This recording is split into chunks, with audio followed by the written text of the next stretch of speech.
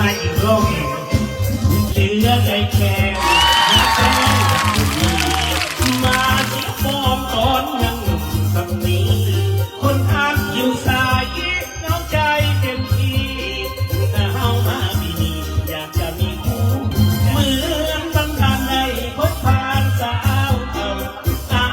ยุเจ้า50 ปลายไว้ยังแงนน้ำน้ำเก่าเที่ยวมาปากแดงแดง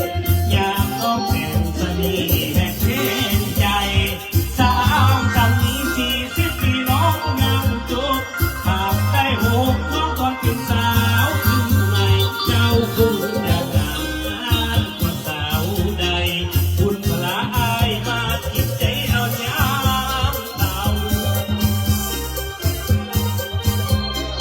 ทางนี้มาตัวอายจะหายเอาหักสุดแสนแม้ได้เพียงคู่เจ้าตัววาสนาน้ำพายเอาเห็นงามสำเภาคนเจ้าบ่เบื่อเอาผู้ได้50ครับให้ยกมือขึ้นเด้อครับโอ้ยผู้ได้50นะคนโอ้ยยังบ่ฮอดเจอ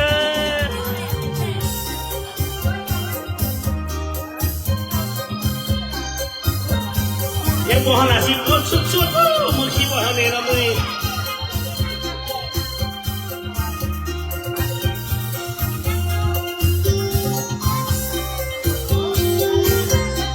เหมือนมันดานในพบผ่านสาวเก่าอายุเจ้า50 ปลายไปยังเด็กงามสำเภาเที่ยวมาปากแดงแดงยามน้องแจ่มสนีแห่งแก้มใจสาวคำนี้40 ปีน้องยังจบหากได้6ก็ต้องเป็นสาวขึ้นใหม่เจ้าคงจะงามกว่าสาวใดคุณพระอายมาจิตใจเอาเท่า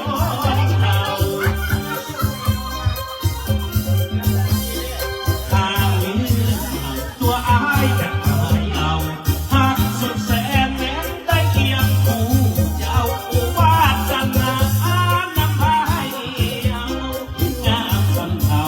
คนเจ้าบ่เบิ่งบ่โอ้ยขอบใจครับหัวหน้าทีมก่อนนะดาวดวงไม้มันอยู่หัวหน้าคนอันนี้แต่ว่างานสร้างเท่าของพี่น้องโอ้ของค่อยมี2 อันคุณล่ะไอ้คนสอง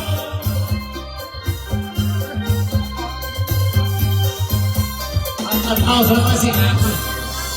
ถ้าสมมติงาน thank you thank you thank you ไอ้คนกิน2 อันมันก็ตายแล้วเนาะมาเลยงามซ้ำเท่าผู้ใดเท่ายกมือขึ้นโอ้ถ้าแอร์ยกผู้เดียวให้แอร์ยกผู้เดียวแอร์ลาวทีวียกผู้เดียว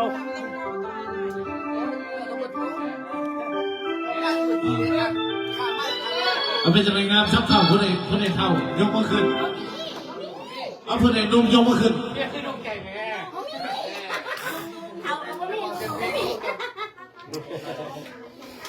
แต่ว่าพวกนี้โมโหนุ่มตอนไหนพวกเขามันเข้าตอนบัดเดียวเนาะนุ่มมาเด็ดคุณนุ่มมาโดนตึกแล้วโอ้ยดีมาลองได้นะลองมาได้รถ2 ชั่วโมงซะหนึ่งขอเส้นนาท่าล่าเนาะมันจะมาแบบรูสูละเสร็จแล้วไหมมาห้องโครงการแล้วโอ้โถมาแล้วกันแล้วก็ขอเส้นง่ายๆเนาะขอเส้นนั่งเห็นต้องลวกเนาะขอเส้นนั่งน้อยนั่งเนื้อน้องสาวสาวอันนี้เป็นน้องสาวเขาจะเป็นแฟนเขาเมียคุมันเนาะอย่าลืมนะเวลา11 นาจัดจองนะจองดนตรีจองแล้วบอก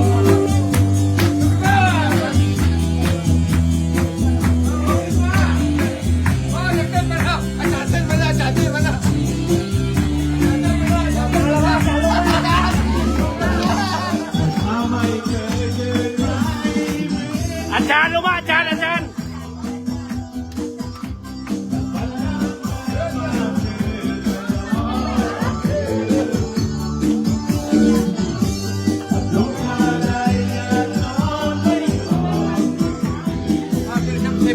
บอมึงอย่างนี้ไอ้ข้าเจ้ามวน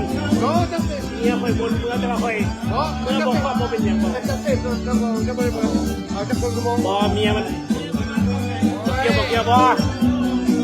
ให้เราเนี่ยเจ้าของคีย์บอร์ดให้เราสิบเด้เดี๋ยวบ่ต้องคอยเสียบ่ต้องบ่รีคอย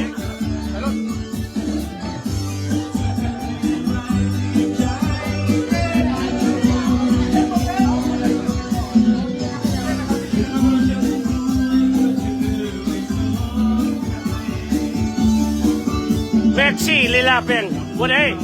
เจ้าของบ้านคนไล่หาแท้ว่านี่นะ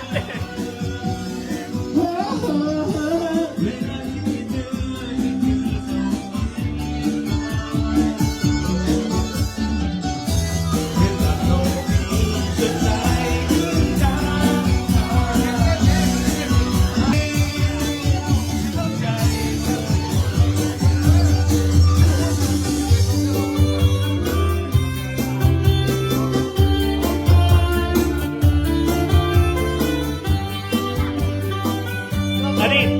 ลาวทีวีแคนาดา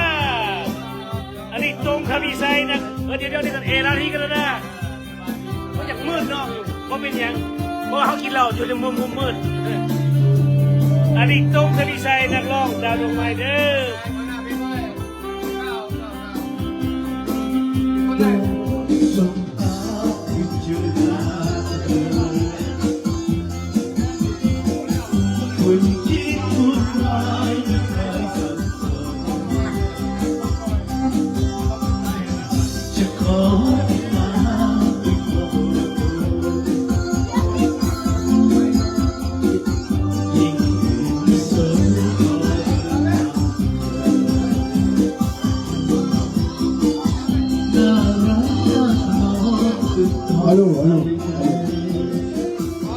ถ้าเบิ่งคลิป4เด้อมันมืดมันหายบ่เห็นโอเคเจอกันคลิป4ครับผม